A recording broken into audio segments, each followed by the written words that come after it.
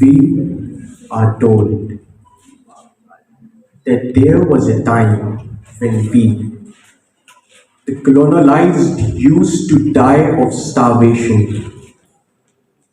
We were kicked till we fainted, cringed before others, reached out to hands and feet.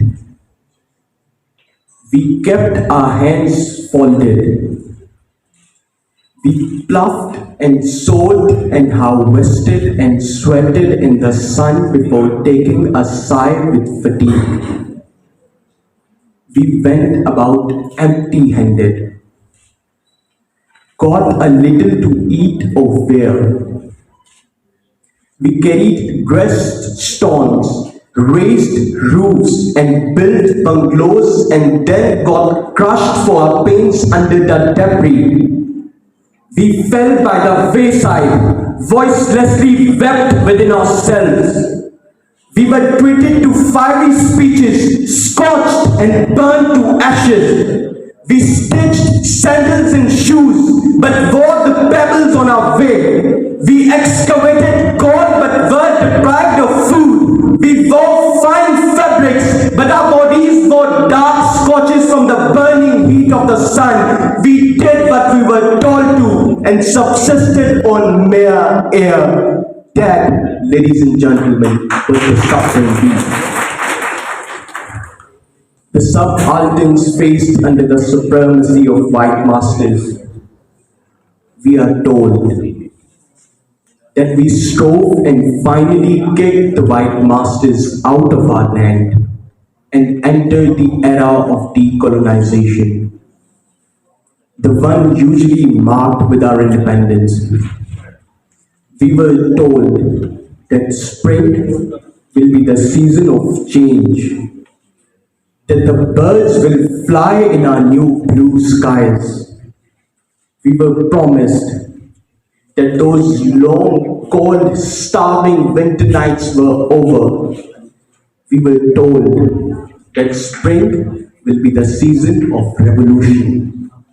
But, alas, ladies and gentlemen, chaos was and will always be our breeding ground.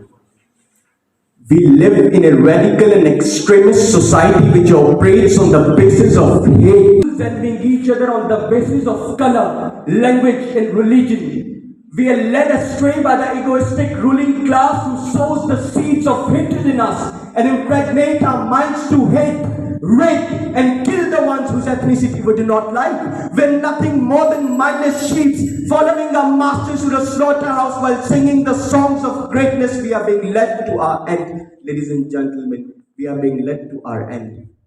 We claim our religion to be the religion of humanity. While the people in third die with not enough water to wash their bodies for a proper burial, ladies and gentlemen. Vani, it was then. Forced marriages, it is now. Sati, it was then. Honor killings, it is now. White masters rule, it was then. Brown masters rule, it is now. History, it was then. Present, it is now. The only difference is just the growing insensitivity of audience, hooting at every single word which shows them who they really are. Nothing but the slaves of their own historic follies, ladies and gentlemen. For every revolution, there comes a moment when order, reason no longer suffice, when the people rise and demand change.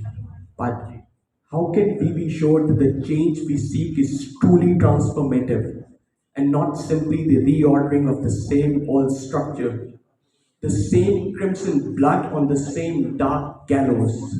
But how can we be sure that spring is the season of change? Thank you very much.